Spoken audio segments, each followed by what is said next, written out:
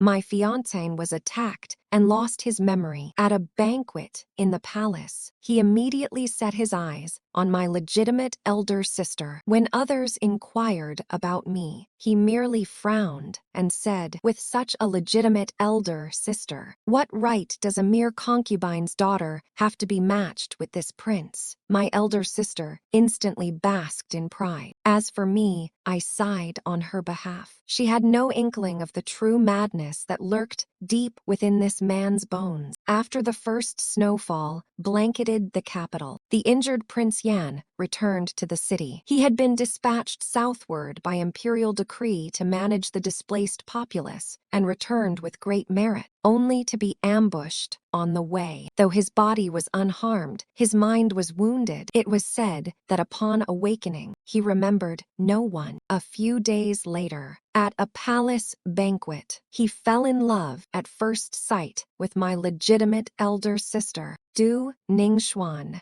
the daughter of the Minister of Justice. As for me, once pampered to the point that every noble daughter in the capital envied and resented me, I was utterly reduced to a laughingstock. Du Ningxuan, favored by Prince Yan and having received pastries gifted by him, returned home in splendid fashion. The entire family wore joyous expressions. I stood far from their household, silent beneath the moonlight, like a stone statue. Yet Du Ningxuan immediately noticed me. She lifted her chin and sneered, "I've long said it. A nobleman as esteemed as the prince surely values a refined and educated lady." They escorted Du Ningxuan indoors. Just as I was about to leave, my father suddenly called me back. "Zhaoer, you come with me." If he summoned me, it was inevitably to discuss matters concerning Prince Yan. Sure enough, as soon as he sat down, he said, "Now that Prince Yan has lost his memory, yet holds great admiration for Xuaner, I think his marriage to you requires reconsideration." My stepmother, Madame Zhang, interjected, "Father, you speak too soon. What if the prince, upon seeing Zhaoer, changes his mind once more and becomes devoted to her as before?" Du Ningxuan did not quite agree, "Mother. The prince is no shallow man. Besides, if he could forget the concubine's daughter, it means his feelings were never that deep." The three of them sat together, blissfully discussing. I stood not far away, nearer the door, chilled by the cold wind that blew through the crack. Though my father had called me, there was no room for me to speak here, nor was there any need, for I was merely a lowly concubine's daughter, raised in the countryside, unversed in noble etiquette. After a long while, perhaps the pot of hot tea was drained. I raised my eyes to meet my father's gaze. He said, "Zhaoer, for now, stay quietly in your chambers. Do not leave the mansion without permission." Returning to my humble side courtyard, my maid Baotao hurriedly handed me a warming soup pot. Then she poured a cup of hot water into my hand. Feeling my icy, stiff fingers, her face was full of concern. But before she could say anything, my father entered through the door. Two servants followed behind him, each carrying baskets of expensive, smokeless charcoal. Bao Tao and the others left, leaving only the two of us inside. He first surveyed my poor and simple quarters. Without a fire burning, he tightened his outer robe. Finally, he sighed. "Has your stepmother been harsh with you again?" I almost smiled, but answered meekly and appropriately, "No." Stepmother said, "The household's charcoal consumption has been high recently, so deliveries are made every 3 or 4 days. My room is not too cold." I then covered my mouth and coughed a few times, my face pale before smiling and adding, "Stepmother and elder sister are delicate. They should have priority for the charcoal. Father, fine." He was silent for a moment before saying, "You have endured hardship." Yet that was all he said before moving on to the purpose of his visit. "I know what happened with Prince Yan has been unfair to you, but you are sensible and must understand the stakes." "Correct," He looked at me earnestly, but I lowered my eyes and remained silent. His expression grew cold, yet soon after, he began to express his helplessness. My heart aches most for you, my daughter, but since your mother passed early and your stepmother's family holds great power, I have no choice. These words he had spoken to my mother since he was a poor scholar. In the end, he abandoned my mother, the rightful wife, and took another wife and children in the capital behind her back. Now, with real power in hand, he had become Minister of Justice, backed by the capital's influential families. Yet his tone had not changed one bit. He still regarded me as the naive little daughter he once could easily deceive. Little did he know, I had long been utterly disappointed in him. I harbored no hope and would no longer be moved by his words. After he finished his self-pitying speech, he adopted a sterner tone and issued his final ultimatum. Behave yourself and remain obedient within the mansion. Do not entertain any unwarranted fantasies. The position of Princess Consort of Yan shall belong to your elder sister. From now on, I will find a good match for you. A good match. I smiled faintly, half in irony, despised by Prince Yan and mocked by everyone in the capital. What good match could possibly be meant for me? Still, I nodded obediently. Your daughter understands. I will remember. In these days, I indeed stayed within my room, going nowhere. When the courtyard was deserted, Bao Tao and I would light the charcoal fire, sit by the stove and brew tea, filling the room with warmth. I did not use the charcoal my father sent. In truth, I had better charcoal here. Seeing me so leisurely, Bao Tao grew anxious on my behalf. She stuffed a piece of expensive pastry from the Imperial Fragrance Pavilion into her mouth and urged, "Miss, don't you really want to see His Highness Prince Yan?" I secretly checked. The man Prince Yan had stationed outside our mansion to send messages is still there. Surely, he still holds you in his heart. I sipped the hot tea, slowly turning a page in my book, and murmured, "Perhaps they simply forgot to remove him." The young maid could not bear such a jest and pouted. "Miss,"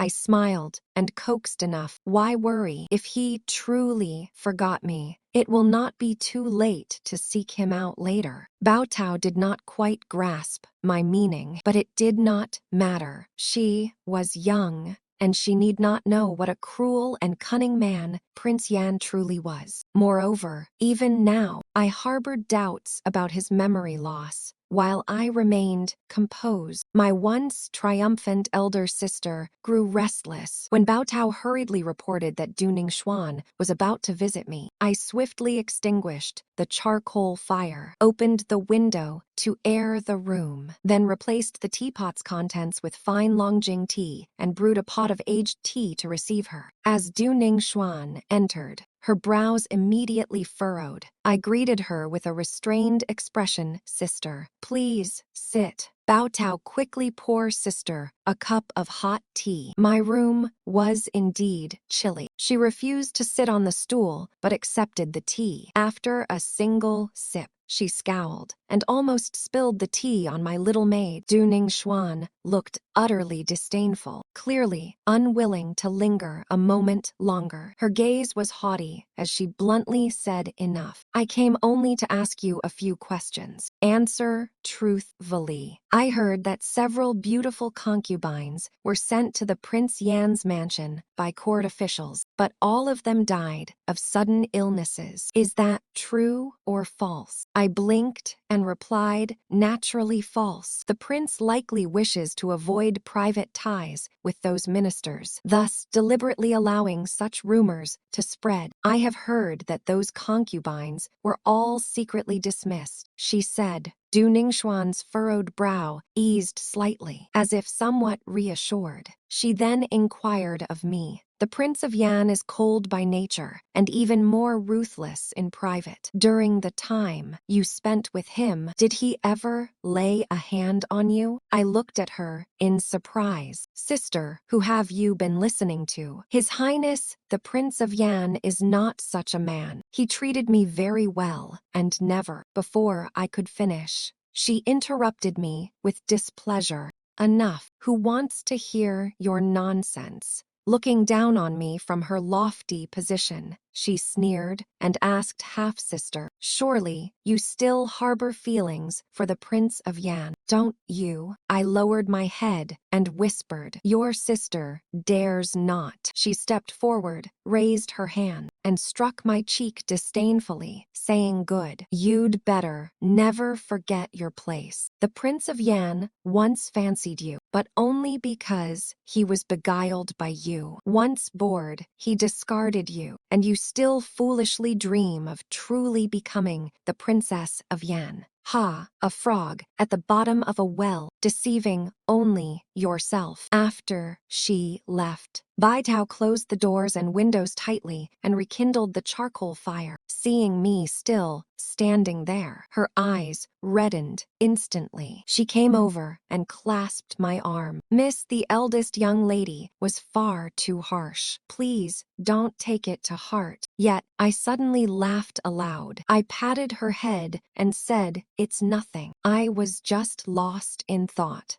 Du Ningxuan's words were venomous, but I uttered not a single truth. Those rumors she mentioned about the Prince of Yan were not rumors at all. They were all true. I had witnessed them with my own eyes. Those concubines were indeed gifts sent to the Prince of Yan by court officials seeking favor. Yet, at the same time, they were the officials' informants. The household servants, some negligent, others placed as spies within the prince's residence, did indeed exist, but without exception, all were secretly executed by the Prince of Yan. This man, hardened by countless battles, tolerated no grain of sand in his eyes. Yet, since he met me, such incidents had become far fewer. He was restraining himself. Ever since Du Ningxuan came to question me that day, she had grown bolder and more confident in approaching the Prince of Yan, completely forgetting how much he had despised her at first. She was truly fearless about the prince regaining his memory. Well, the imperial physician had said that the prince's mind would not recover for at least 3 to 5 years. By then, the rice would be cooked and the porridge thickened. There would be no cause for fear. How naive. She had no idea. Not only cooked rice, but the prince could even overturn the entire dining table if he wished. I sent Bai Tao out daily to spy on Du Ningxuan's movements, simply for amusement. At the same time, I waited quietly for news. Finally, one day, Bai Tao rushed in with tear-filled eyes and said, "Miss, bad news. His Highness the Prince of Yan has said he wishes to cancel the engagement with you and instead betroth himself to the eldest young lady." I expertly tossed aside my melon seeds, opened my arms, and embraced the little maid who had rushed at me, patting her back to soothe her. "Don't panic, this is good news." Bai Dao looked up at me in utter confusion, sobbing, "Miss, do you no longer like His Highness, the Prince of Yan?" "That's a matter for another time," I smoothly replied, knowing the prince's nature. If he had truly lost his memory, he would surely be curious and want to see his former fiancée once. But he hasn't, so his amnesia is all a sham. Bai Dao was stunned. She still did not understand how I could be so certain, nor why this was good news. But seeing my composed expression, she relaxed, wiped her tears, and hurriedly poured tea and fed me some pastries. The entire Shangshu mansion was filled with joyous celebration.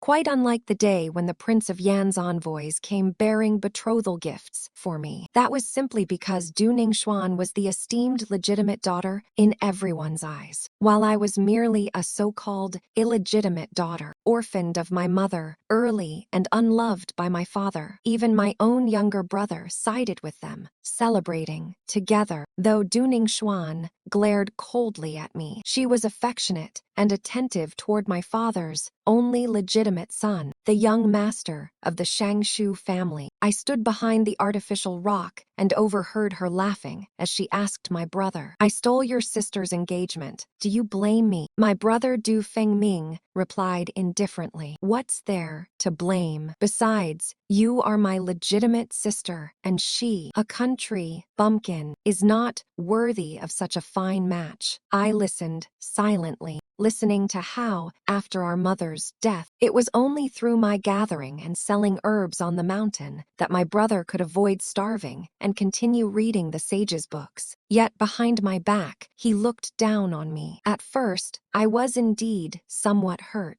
but now I was merely grateful that little Bai Dao was not here. I treated her like a sister, and she trusted and relied on me most of all. If she had heard these words, I wouldn't mind, but she might well burst into tears from pity, gasping for breath. I had intended to slip away quietly, but suddenly I thought, if in the end Du Fengming truly boarded the same ship as our enemy, shouldn't I at least let him go knowing the truth? So I brushed the snowflakes from my shoulders, stepped out from behind the rock, and called to him, "Fengming." Du Fengming startled and shivered, quickly glancing to see if Du Ningxuan had gone far. Only after he sighed in relief did he frown and glare at me with displeasure. "How dare you eavesdrop on my conversation with the legitimate sister?" He called her legitimate sister, just as Du Ningxuan called me illegitimate sister, revealing his true feelings.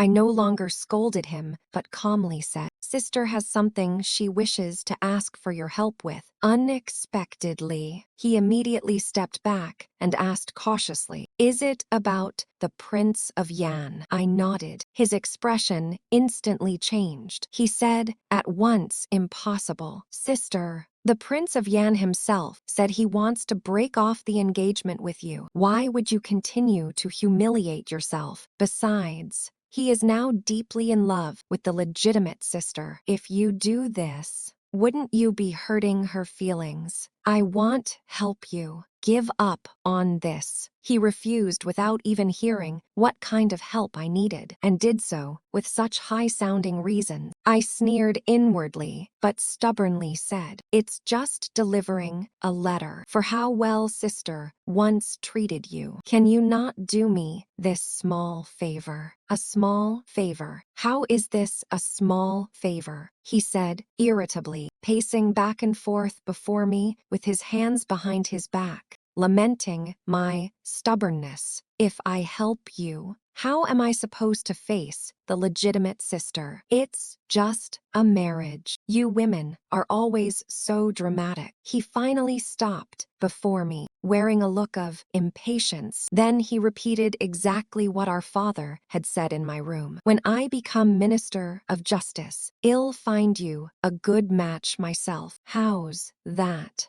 I met his gaze calmly and asked, "How long will that take?" He hesitated and averted his eyes guiltily. "About 3 to 5 years. How laughable. How many 3 to 5 year periods can a woman endure waiting? Moreover, my reputation is already ruined. If I wait a few more years, I'll be an old maid. By then, forget a good match. If anyone is willing to take me, they'll probably thank the heavens and rush to marry me off." He was no longer an ignorant child. He knew all this as well. I was utterly disappointed in him and asked one last time, "My affair may be trivial, but brother, do you still remember our mother? She was always healthy and skilled in medicine. How could she have suddenly died? Have you never harbored any suspicion?" He was taken aback, not expecting me to speak so plainly. His first reaction was still to hurriedly look around to see if anyone was nearby. Then he lowered his voice and said, "Keep your voice down. This matter is in the past. There is no need to bring it up again. Besides, you and I are living well now, aren't we? Isn't that fulfilling Mother's last wish? Let her rest in peace, and don't speak of it any further." This time, I truly let out a bitter laugh. The one living well seems to be only him, doesn't he?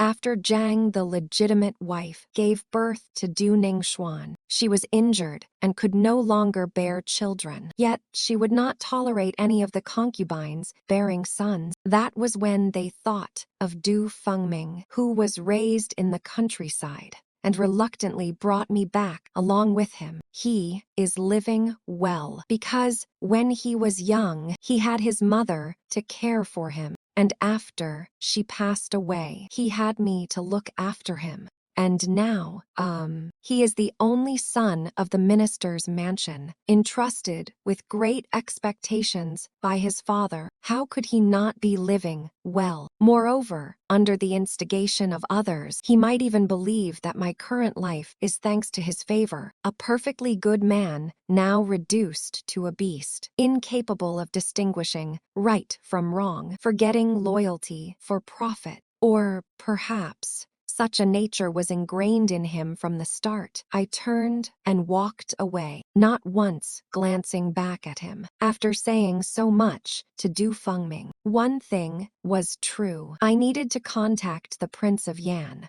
but not to deliver a message. I intended to see him in person. Having behaved myself for many days in my room, the watchers outside had long since become lax. So, Bai Dao and I easily slipped out through the back gate. Suddenly, a man blocked us who were disguised, clasped his fists, and said, "Second miss, the carriage is ready. Please, get in." I recognized him as the man the Prince of Yan had stationed outside the minister's mansion. Bai Dao was even more delighted. "Guard, Shui." She tugged at my sleeve and said, Miss, those delicious treats were bought by him." I smiled and pinched her plump cheek, then glanced at the guard. He lowered his head deeply, but the ears exposed were slightly flushed. It was bitterly cold outside, and I had planned to rent a carriage once I was far enough away, so I did not refuse. Bai Dao was clearly familiar with guard Shui. She lifted the carriage curtain a little and asked, "It's so cold. Do you have hand warmers?" Unexpectedly, there were indeed some, and 2 were handed in for a moment. The look Bai Dao gave me was somewhat meaningful. I suspected that when the little maid was not in my room, she was probably off playing with guard Shui. No wonder her information was so well informed. Holding the hand warmer, I whispered to her, "Did you ask him to buy those treats? Or did he buy them for you on his own?" Bai Dao blinked her clear eyes and said both. Seeing me hesitate, she paused, suddenly remembered something, and quickly patted her chest. "Miss, rest assured, I always gave him money." So she still hadn't figured things out. Suddenly, I thought of Du Fengming again. He was 1 year younger than Bai Dao, yet he already had 5 concubine maids. The pleasures of tenderness made him linger endlessly, while the sage books I had once urged him to study had long since been stashed under some bed. Such is a man, but I never expected that the man I was going to see would be even more detestable than Du Fengming. The 2 guards at the gate of the Prince of Yan's mansion looked familiar, and they clearly recognized me. Yet they directly blocked me with their swords and said, "No entry for unauthorized persons." I darkened my face, grabbed the equally furious Bai Dao, and turned to leave. Once inside the carriage, guard Shui suddenly slipped a delicate jewelry box in. Behind the curtain, he whispered, "Second miss, please do not be angry. The prince knew you were coming. This was merely a performance for others." I was about to sneer and retort, but Bai Dao quickly opened the box. In an instant, a box brimming with dazzling golden jewelry nearly blinded us. Bai Dao stared at me in a daze. I quickly shut the box and held it close. I cleared my throat, my voice becoming gentle. "I understand everything. I'm not angry. Men, after all, must prioritize their careers. Tell him not to worry about acting. I will fully cooperate where needed." I went out, only to be turned away. Yet I happily returned with a box of golden jewelry. Given the Prince of Yan's notoriously foul temper, it's a wonder I can tolerate him. but there was no help for it. He gave far too much. No sooner had I hidden the newly acquired treasures in my little treasury than someone came to the courtyard. "Second, miss, the master and madam are waiting for you in the main hall." That was quick indeed. I tidied my appearance, powdering my face liberally, then, supported by Bai Tao, coughing every few steps as if I might not see tomorrow, I followed the servant who had come for me with unsteady steps. Just as I entered,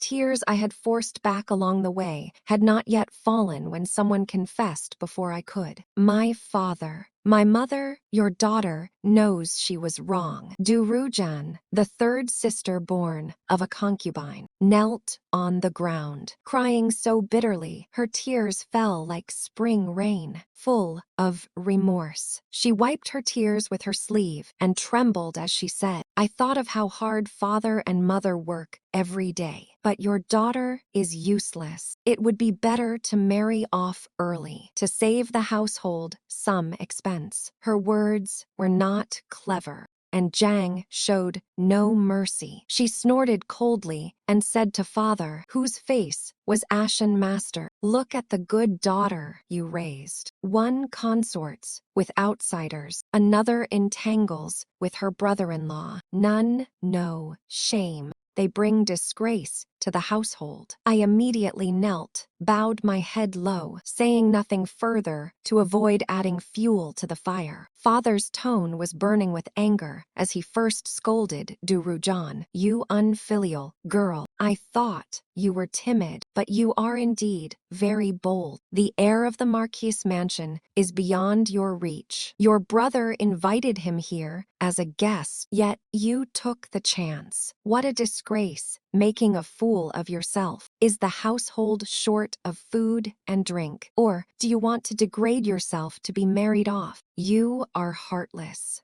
Beast, go kneel in the snow." The servants dragged Du Rujan out. Outside the sun was setting. The snow on the ground had not melted, and snowflakes began to fall again. This kneeling was no small matter, but alas, I was next. However, after venting his anger and taking a sip of tea, father's demeanor softened somewhat. He said in a low voice, "The Prince of Yan was originally Zhao's fiancé. Unexpected events have happened. It is understandable that he has difficulty letting go. However, since Schwanner has already been betrothed to the Prince of Yan, this matter is no longer considered. Zhao, do not make the same mistake again. Understand?" I did not answer immediately. "Sure enough," after a moment, Wang said sarcastically, "Both are illegitimate daughters. Yet master is truly biased. Could it be that he still harbors feelings for the deceased woman from his old home?"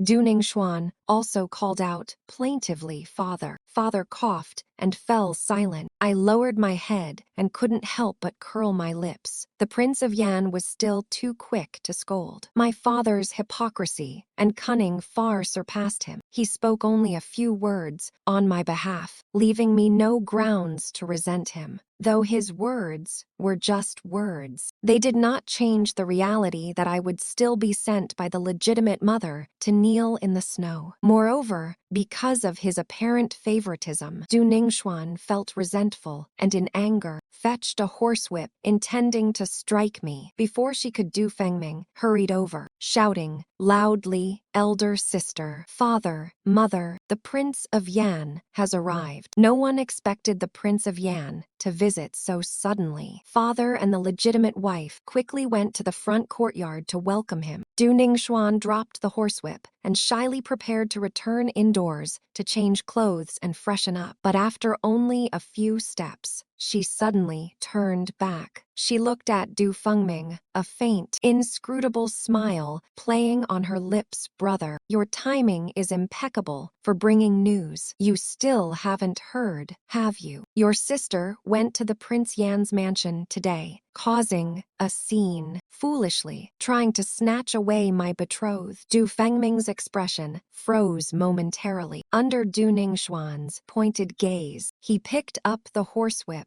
One heavy lash struck down, yet it did not hurt. I watched as White Peach, shielding me with her body, tightly embraced me and endured the whip with sheer resolve. Her eyelashes fluttered, and slowly she reached out to hold me back. Du Fengming dropped the whip, gritting his teeth in shame and anger as he shouted at me. How can you be so shameless? Go back to your courtyard at once, and don't let Prince Yan see you again. Du Ningxuan was even more ruthless. She said, Shes just knelt down now. Someone watch them closely. No one is to rise before lights out, kneeling until lights out in the night. Impossible. As soon as they left, I swayed a few steps and immediately collapsed onto the snow because my face was powdered, so pale. Lying on the ground, I blended with the snow's whiteness. At a glance, I looked utterly lifeless. White Peach seized the opportunity to wail loudly, crying as if at a funeral, causing the guards to panic terribly. Though I was out of favor, I was still the legitimate mistress. If anything happened to me, they would bear the consequences. So they had no choice but to let White Peach carry me back to the courtyard, and someone went to summon the doctor. Du Ruan stared at us in stunned silence. Then,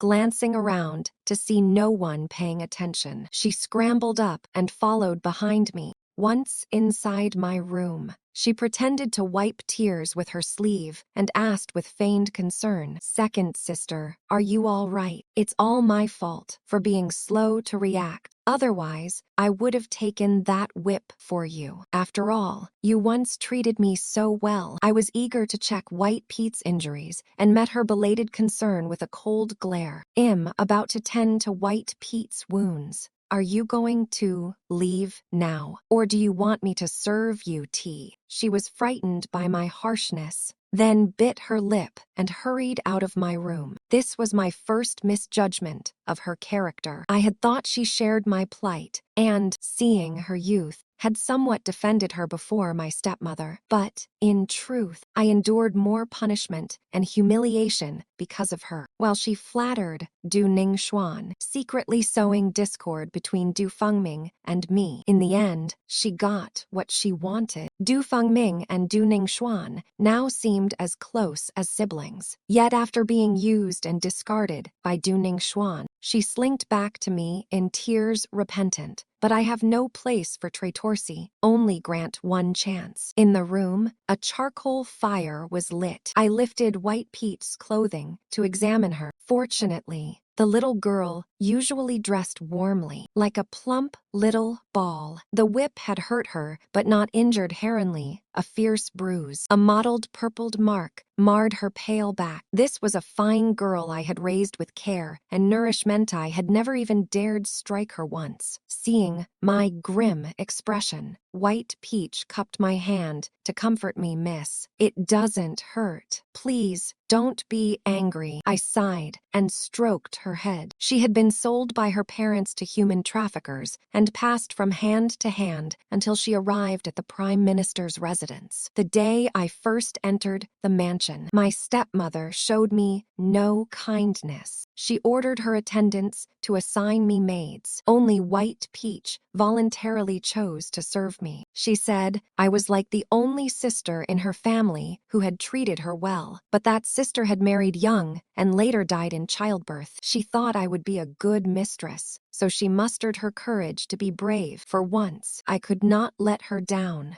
Du Fengming was entrusted to me by my mother to care for and raise, and White Peach was my own choice. I solemnly told her, from now on, when no one else is around, call me sister. From this day forth, I have only a sister in this world, no brother. She stared at me blankly, and after a long while, tears finally welled in her eyes. With a trembling voice, she called out, "Sister." That night, I let her sleep in my room. The night was silent and deep. Snowflakes fell softly outside the window, thick and steady. The charcoal fire kept burning, and at our feet, each of us had a hot water bottle. We huddled close against the cold night. We shared many heartfelt words. Just as we were drifting into a drowsy sleep, the window suddenly opened. A few snowflakes drifted inside, and a tall, dark figure appeared in the room. White Peach snapped upright, leapt to block me, nearly screaming. I quickly covered her mouth from behind and stared at the figure for 2 seconds, both angry and helpless. "Don't scream. It's Prince Yan." White Peach was stunned. After all, she was still a little girl. I wrapped her tightly in the blanket and, with a sour tone, said to the intruder, "Your Highness, Prince Yan, breaking into a young lattice chamber at night, what impeccable manners you have. Won't you be leaving now?" Prince Yan Li Junju snorted softly, his voice like jade striking mountain stone cold and sharply aggressive. "If you dare to send me away, you'd be the first." Yet in the end, he turned and averted his gaze. I swiftly helped White Peach dress and sent her out first. She hesitated, worried about me, taking small steps and glancing back every few paces. Li Junju clicked his tongue in displeasure. Suddenly Guard Shui, who had been waiting outside, entered, pinched the corner of White Pete's sleeve, gently pulling her away. Then, watching carefully, he bowed his head and closed the door. I sat on the bed and lit the oil lamp. Before I could turn around,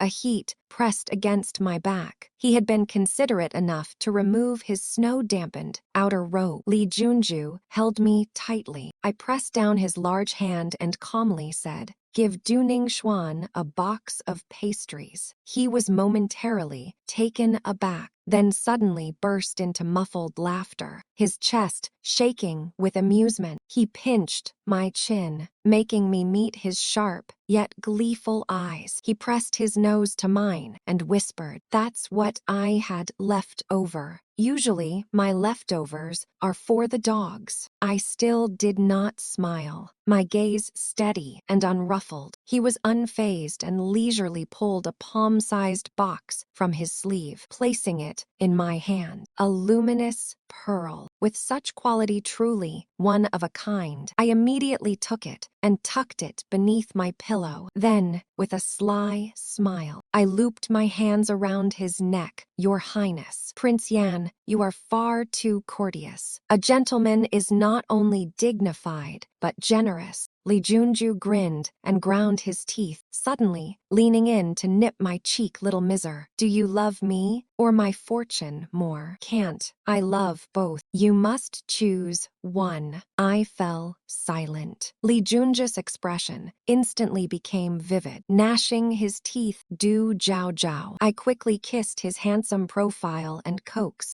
joking, "Prince, are you finally ready to act after pretending to lose your memory?" Speaking of serious matters, he finally grew earnest. He kissed my forehead and said yes. The incident happened suddenly. I was ambushed on my way back to the capital and only then conceived this plan. "I didn't have time to tell you," he sneered coldly. "The Emperor has already made a move against me. If I do not return a grand gesture, it would be impolite." The rivalry between Li Junju and the Emperor had a long history. One was the late Emperor's younger brother, the other the late Emperor's eldest son. The eldest son lacked talent but wielded ruthless means. After framing the most promising princes, he suddenly declared his succession while Li Junju was stationed at the frontier. The late emperor died, suddenly under circumstances everyone understood but dared not speak of. Yet, with matters settled for the sake of the nation's stability, even the hastily returning Li Junju had to accept it for the time being. If the new emperor were compliant and devoted to the people, it would be one thing. Yet his abilities were insufficient, and he was prone to heeding slanders heedlessly, issuing reckless edicts that plunged the populace into misery and provoked widespread grievances. By now,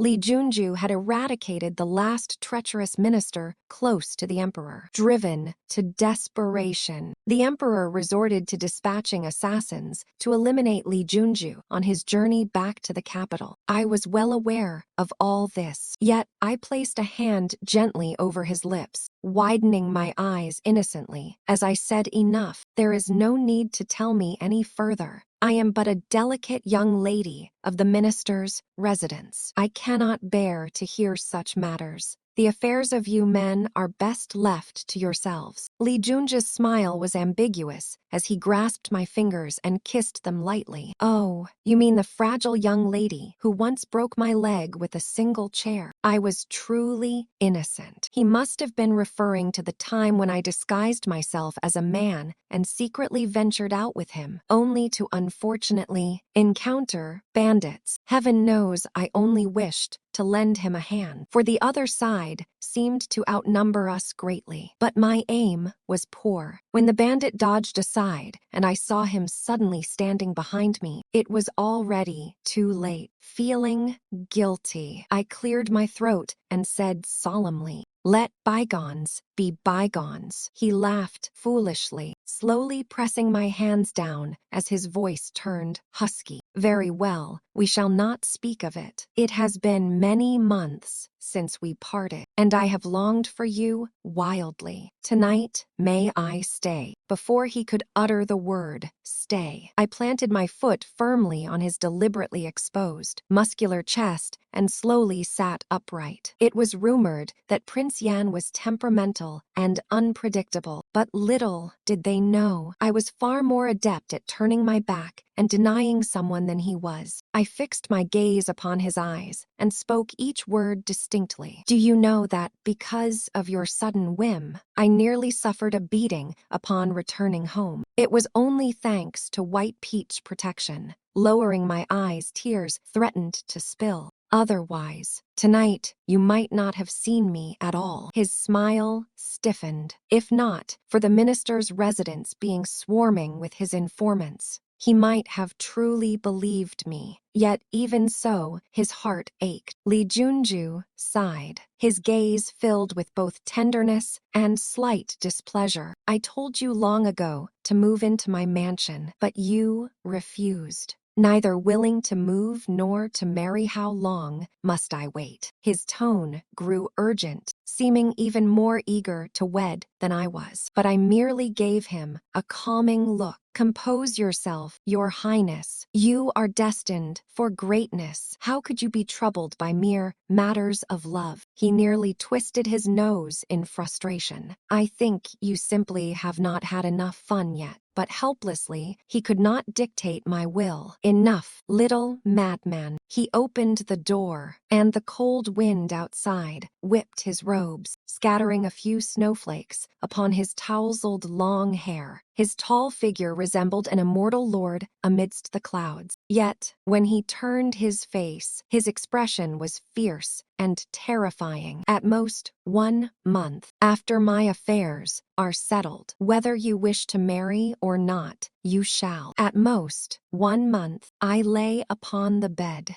rolling a beautiful and heavy luminous pearl in my hand. Suddenly, a malicious thought filled my heart. That meant Du Ningxuan would not survive beyond 1 month. I had no intention of asking Li Junju about breaking the engagement. From the moment he took such action, we both understood perfectly. Du Ningxuan was the obvious scapegoat, my substitute, to die in my stead. The more she flaunted her engagement to Prince Yan, the more she would be secretly targeted by his enemies. As for me, I was but a pitiful, discarded, abandoned wife whom Prince Yan had grown weary of, a mere illegitimate daughter with no status, who would ever regard me seriously. Just as when Lee Junju first grew curious about me at a glance and eventually fell deeply in love, no one believed it. But the truth was, his affection for me was so profound it even frightened me. I had not expected my father to come seeking me. He wore a smug expression as he said, "Jower, your legitimate elder sister has secured a good match,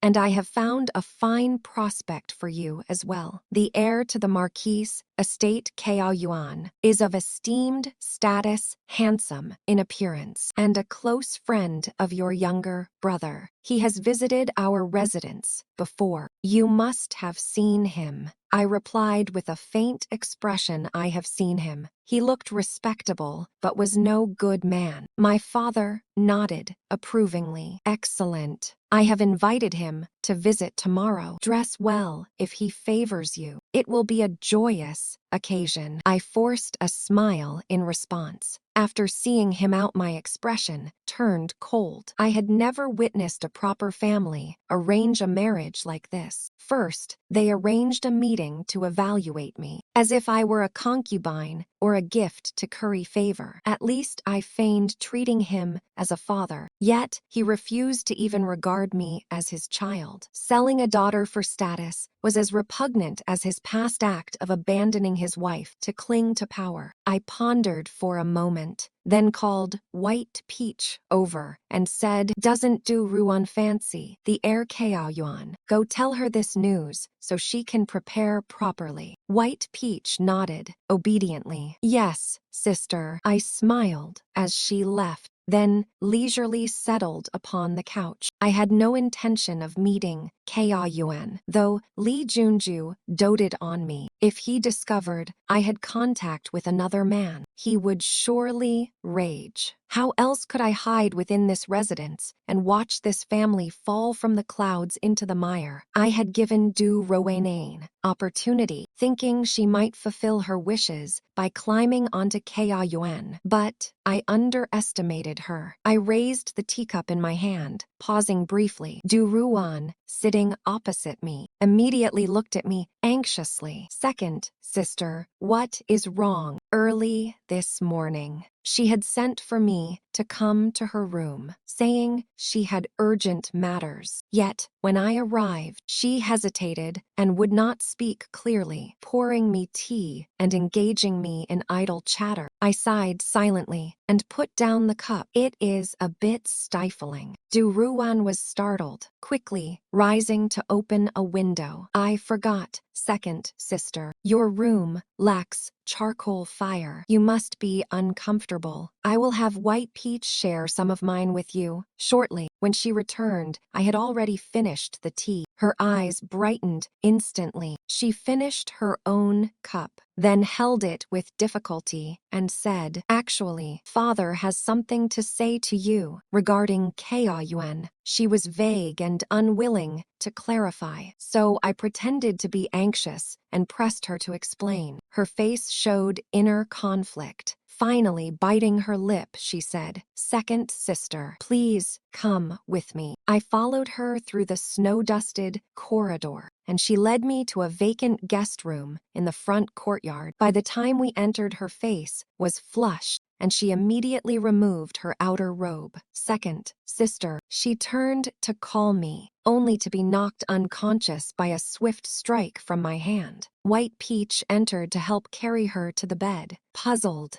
"Sister, what exactly does third miss intend?" I grabbed White Peach and stepped outside, closing the door behind us as I whispered, "You will see soon enough." Sure enough, before long, a rough, short-statured stranger appeared. He glanced around furtively before entering that very room. I sneered coldly. To the astonished and angry White Peach, I said, "Everyone in this residence regards themselves as superior. Yet none remember that my mother inherited my maternal grandfather's legacy as a revered physician praised throughout the neighboring villages. Having grown up immersed in such knowledge, I naturally possessed medical skills myself. However, compared to healing the sick, I preferred the unorthodox arts practicing poisons and concocting elixirs. Du Ruafan even sought to drug me. White Peach, young in years, blushed deeply but spoke with fierce indignation. Sister, you have treated her well. Why would she wish to harm you so? I stroked her hair, pulling her to a safer distance before scoffing, because she and her mother share the same nature. Duruan's mother had once been a maidservant brought as dowry to Lady Zhang, the primary wife. Yet she was ambitious, secretly drugged my father, and became pregnant, thus rising to the status of concubine within the household. I simply had not anticipated that the child born would be a daughter, and the father immediately turned his back on them.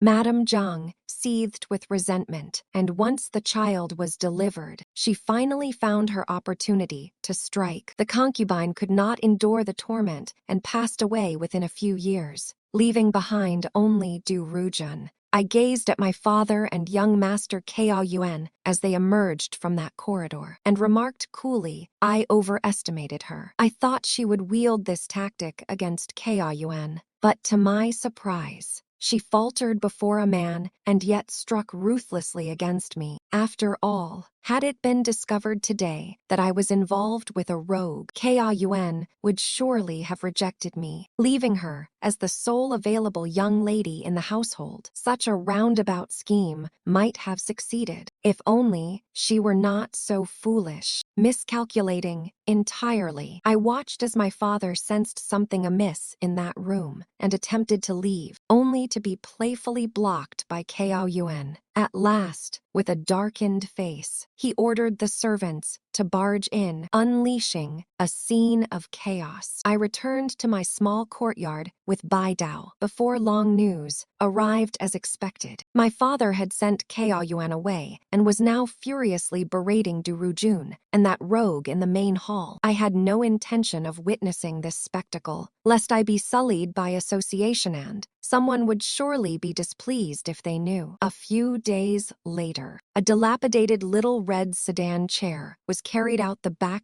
gate of the residence. Bai Tao came bounding over proudly saying, Master hurriedly married off third miss, forbidding anyone from spreading the word. This outcome did not surprise me. My father has always been concerned with appearances, and I suppose the connection with young Master Kao had fallen through. I raised an eyebrow and asked, was it the man who entered the room that day? Bai Dao shook her head and whispered, no, that man was beaten to death by Master that very day. I heard that third miss was married off to a wealthy family in the eastern part of the city, with the dowry filling several large chests. She spoke with a hint of discomfort. Sister, do you know that family has many sons? But the one Master married third miss to is an old rich man, over 60. I nodded. I knew that old wretch. Not only was he advanced in years, but his lustful desires were boundless, had taken more than a dozen beautiful concubines, and his methods were cruel. Those young girls who entered his household never lasted more than a few years before meeting a tragic end. A few years ago, Madame Zhang had even tried to marry me to him.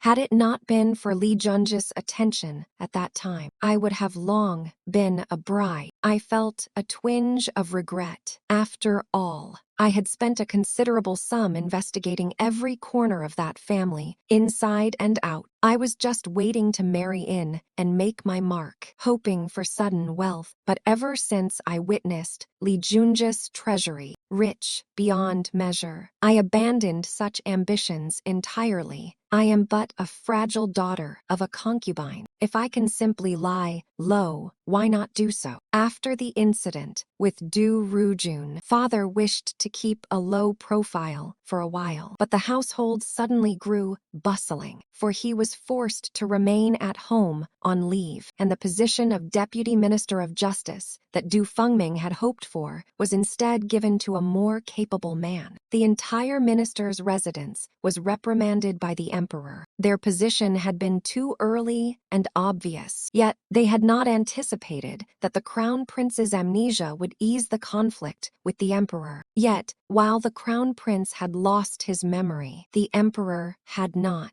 At the morning court, the emperor sarcastically congratulated my father on his impending marriage to the crown prince's household. My father immediately broke out in a cold sweat. He barely had time to warm his seat at home when an imperial edict arrived. The emperor, noting his recent poor health and assuming overwork, generously granted him several extra days of leave. Father panicked for 2 days before suddenly calming, calling Du Ningxuan to the study for a private conversation. Afterwards, Du Ningxuan left in a carriage. Bai Dao entered with a bundle of pastries to report to me, and I said plainly, I know. She went to the crown prince's residence. It was obvious father was desperate. Everyone in the capital could see the crown prince's power had surpassed the emperor's. All awaited the day he would overturn the world. Yet no one expected his sudden amnesia, which quieted the storm. In recent years, the minister's residence had drawn close to the crown prince. The switching of marriages between legitimate and concubine-born daughters only stirred scandal across the city. It was a thorn in the emperor's side.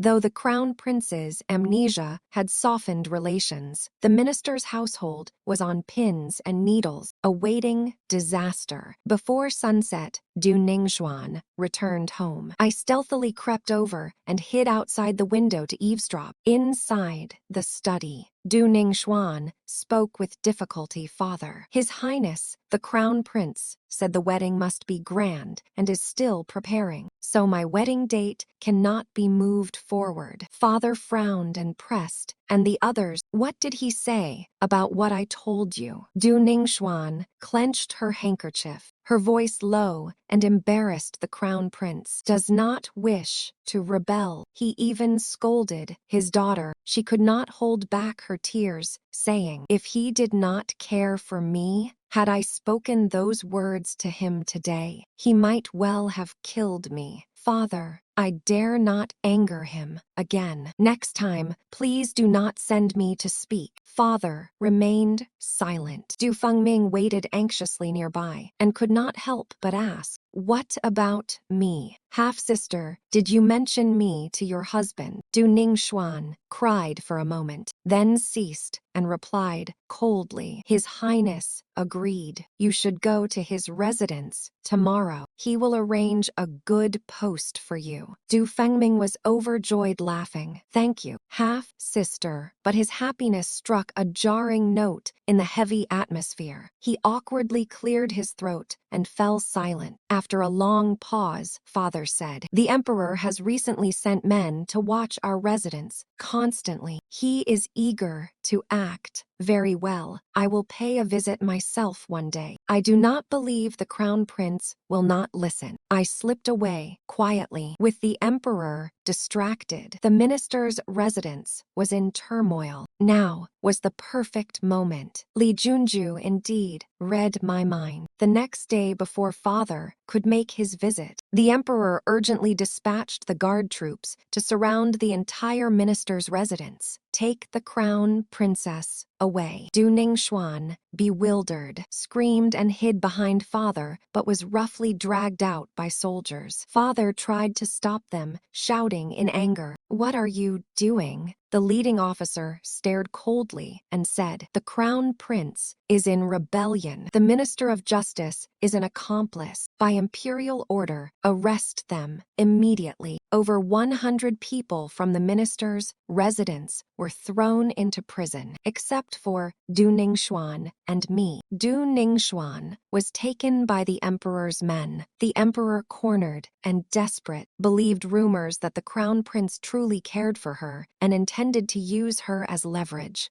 I had already received word, packed all my belongings, and boarded the carriage sent by guard Shui. The gates of the crown prince's residence had once rejected me, but now they opened warmly. The servants all respectfully greeted me. Greetings, Your Highness. I settled into the most lavish and spacious courtyard of the crown prince's residence, nestling inside to continue nibbling on sunflower seeds. Platters of exquisite fruits and pastries were brought forth. Bai Dao stuffed her mouth greedily. Guard Shui, tall and burly, stood hesitantly beside her, pulling a handkerchief from his pocket. He wanted to wipe her mouth, but dared not, his face twisting red with embarrassment. I watched the unfolding drama, waiting patiently. The silent tension stretched until nightfall. The snow ceased, and the full moon hung high. At last, a messenger from the palace arrived. The chief eunuch entered with a fawning expression and said, "Your servant respectfully invites Her Majesty, the Empress, to the palace. The new emperor is already awaiting Your Majesty inside." Well, that was quite a rapid promotion. I tossed aside the remaining sunflower seeds, rubbed my sore cheeks, and, accompanied by the plumply satisfied Bai Dao and the adoring guard Shui, entered the palace. It was my very first time stepping into the imperial palace. The palace at night was an unfathomable enigma, steeped in profound silence, betraying no hint that a sanguinary succession had just transpired within its walls. Beneath the luminous moonlight, Li Junju appeared freshly bathed, clad in pristine garments. His broad shoulders and long legs, the golden dragon coiled around his waist, rendered him strikingly majestic and ethereally handsome, as if untouched by the mundane world. Had he not struck those peacock-like, embarrassingly ostentatious poses, he would have been even more admirable. Fortunately, aside from myself, no one dared to raise their gaze.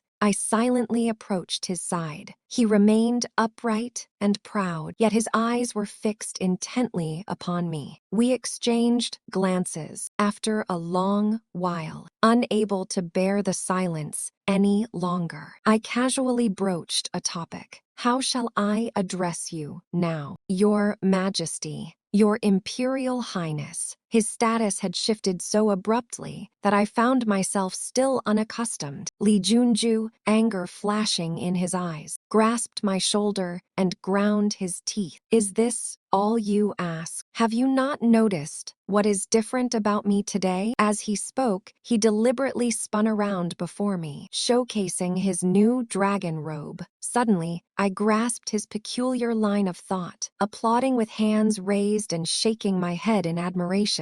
Magnificent, truly magnificent, handsome, exceedingly handsome, delighted beyond measure. He embraced and kissed me, then looked into my eyes with radiant brightness and said, "My lady, from this moment forth, we shall finally be united for life as one. Tonight shall be our wedding night. I have prepared everything. Come with me." I quickly interrupted. "Hold on." Adopting a serious tone, I said, "There remain many pressing matters unresolved. Do not dwell solely on romantic indulgences. Tell me, what is your plan regarding the people of the minister's residence?" The smile on his face slowly faded, leaving him expressionless as he stared at me. "Oh, so the bridal chamber is no longer important, and my affairs are not of consequence either." It seemed he too had yet to adjust to his new role. Setting aside all else, his somber visage was rather intimidating. Thus, before all the palace attendants, I delivered a sharp kick to him, instantly recalling some pleasant memories.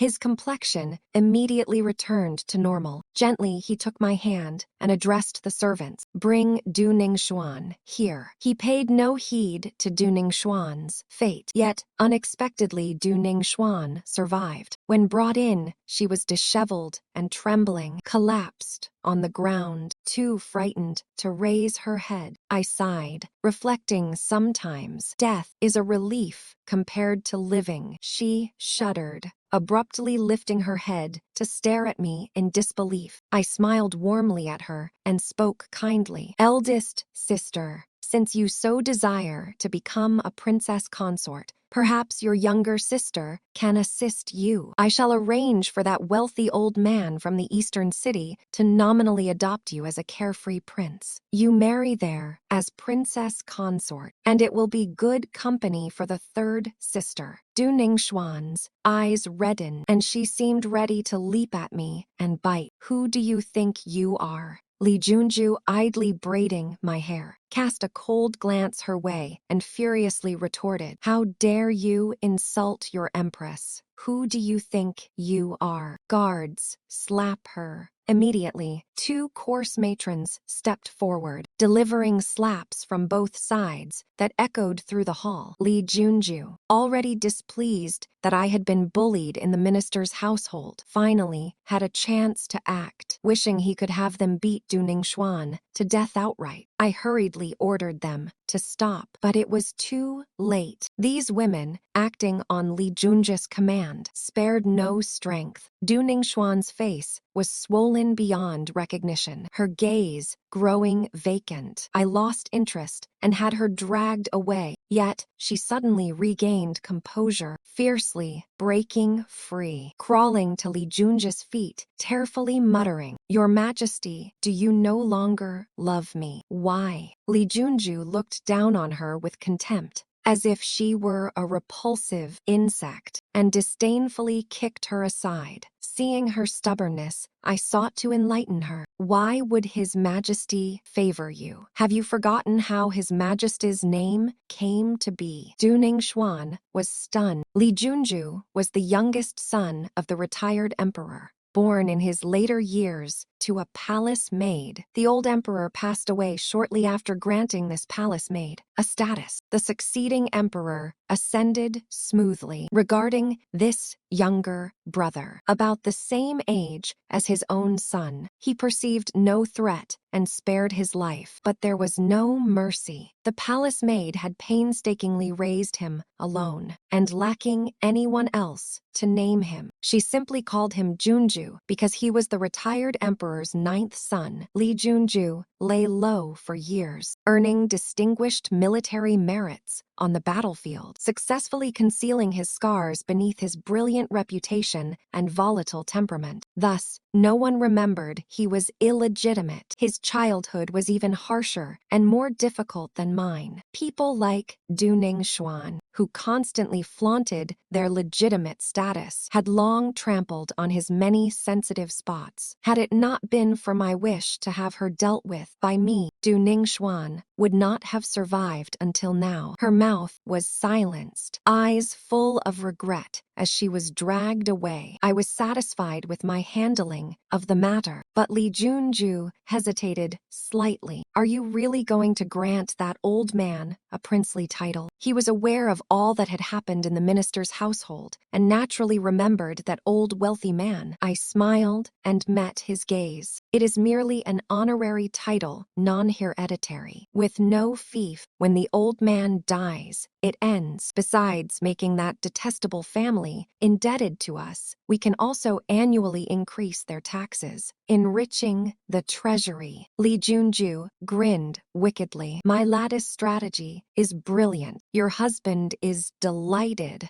In that case, as a reward for you, tonight I shall personally attend to your bedtime." My smile froze. It was too late to run. The next day, I slept until midday before rising. I was still dazed upon waking. The emperor was not an emperor, but a brute. I was secretly clenching my teeth and holding my waist when the brute arrived. His face was moist and refreshed, exuding an air of vitality. He had attended the morning court and handled a batch of affairs, and upon hearing that I had awakened, he had come specially to assist me with washing and dressing. After lunch, he took me back to the Prince Yan's mansion. At the training ground, a group of guards were practicing, but in a corner knelt a disheveled figure. He wore thin clothing. Beside him was a small bucket as he scrubbed a dirtied patch on the ground. His fingers were swollen red and stiff from the cold. His body and face bore numerous visible wounds. Upon seeing Li Junju and me, the group bowed. "Greetings, Your Majesty." Your Empress Du Fengming looked at us in confusion. When his eyes met Li Junju's, a momentary joy lit his face. But upon noticing I stood beside him, his smile faltered. He understood, yet feigned ignorance, tears welling as he hurried to kneel before us. "Sister brother-in-law, you must stand up for me." His gaze darkened with hatred as he pointed toward the guards on the field, speaking venomously. "Those cursed servants dared to bully me while brother-in-law was away. They even beat me. Sister, look, my body is covered in their..." He rolled up his sleeves and hem, carefully revealing a network of scarswip marks. He wanted me to feel pity for him. However, silence reigned. No one responded. I looked down at him calmly and coldly, causing him to grow increasingly uneasy and anxious. He dropped his clothes, propped himself on his hands, and looked up at me with a pleading expression. "Sister, congratulations on becoming empress. I always knew brother-in-law was no ordinary man, so could I also be granted some princely or noble title?" At this, I could not help but laugh aloud. "A noble title?" Li Junju, standing beside me, chimed in. "A noble title is out of the question, but a monkey prince is acceptable. I shall appoint you as the master of the royal stables. Henceforth, all the horses within the old prince's mansion shall be entrusted solely to your care." Du Fengming froze, his entire body trembling, his eyes pleadingly fixed upon me. I continued, "Furthermore, since your younger brother lacks the inclination for scholarship, I shall not compel him, lest he harbor resentment against me in the future. From this day forward, you shall neither partake in the imperial examinations nor enter officialdom. Instead,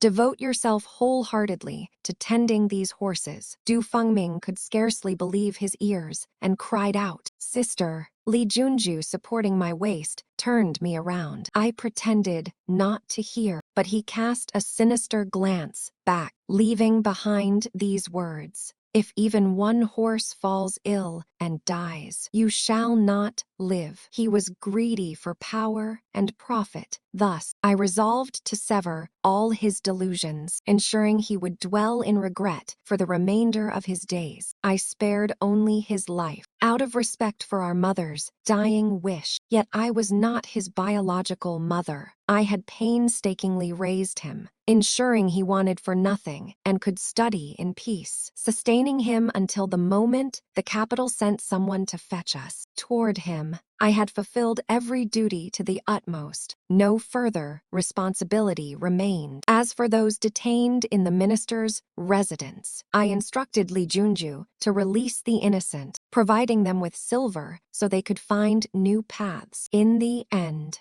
only father and the legitimate mother remained. When I visited them for the last time in the prison, the legitimate mother cowered miserably and dazed in a corner, but father sat upright on the floor, his back straightened, even his hair combed neatly to appear less disheveled. I was somewhat surprised. Upon seeing me, he immediately rose and wore the visage of a doting father. He approached and said, "My dear daughter, your father has long discerned that His Majesty's affection for you is genuine. Alas, your legitimate mother and elder sister are too domineering, as you have witnessed." I scoffed, Such audacity. I cut off his hypocritical defense and exposed him directly. You've known all along that Mother's sudden demise was orchestrated by Jang, haven't you? He was taken aback meeting my icy gaze and involuntarily stepped back. Forgot to tell you. Long before you sent someone to fetch us siblings, I already knew. My sole purpose in coming to the capital was to avenge